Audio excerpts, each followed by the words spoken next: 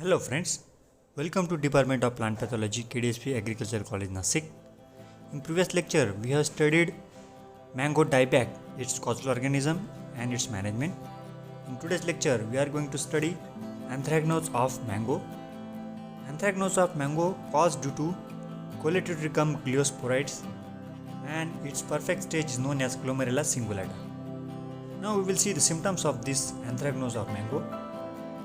Mango anthracnose is one of the common disease in field and storage also. Initially brown or dark circular or irregular spots were formed on tender leaves. Such infected leaves shows short hole appearance and this is particular marks of identification of anthracnose. That means short hole appearance is the particular symptom of this anthracnose. Young leaves more prone to the disease. Infected petioles turn grey or black. Leaves droop down and ultimately all the leaves will fall off on the ground. Then black necrotic elongated spots were also developed on twigs and leaves also. Tip of the young branches gets dried from top to down. Blossom blight is most destructive phase which affects fruit set and yield also. Blackish brown specks appear on pedicel and flowers which enlarge and causes death of the flowers. On older fruits, black spots were formed and sometimes spots foliage and forms irregular big patches showing blighted appearance. This pathogen penetrates deep into the fruit and causes fruit rotting.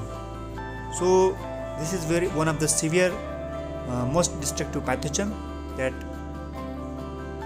causes infection to the mango crop. If you see the primary source of infection in mango anthracnose, dried leaves, defoliated branches, mummified flowers and fruits, blighted pedicels, stem and diseased twigs containing acerulae serves as the primary source of infection in this mango anthracnose. And secondary source of infection is airborne conidia. This pathogen enters through the pores of the green fruits. Latent infection of mature fruit takes place through lenticels. The infection carried from fields to storage. In that way, this disease also causes post-harvest losses in storage also.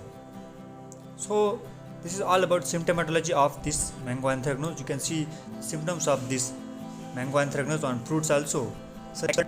And these acerulus having by this Coleotrichum serves as a secondary source of infection in dissemination. Now we will see the management of this mango anthracnose. For management of mango anthracnose, we have to collect all the diseased leaves, twigs and fruits from the infected field and destroy it outside the field. Then such infected twigs and branches are cut down and heavy pruning should be done at the infected portion. An infected portion, if all the twigs were cut down, then all the cutted ends should be enclosed with Bordeaux paste or Bordeaux mixture. Similarly, spraying with Cyanap 0.2% or Bordeaux mixture 1% at the flowering and then 15 days after the interval is very helpful for controlling this disease. Similarly, alternate sprays of carbendazim, Pletox, Mancozeb at 15 days interval is effective for controlling this disease. And proper irrigation and fertilization facilities should be provided to maintain the vigor of the plant. It gives immunity to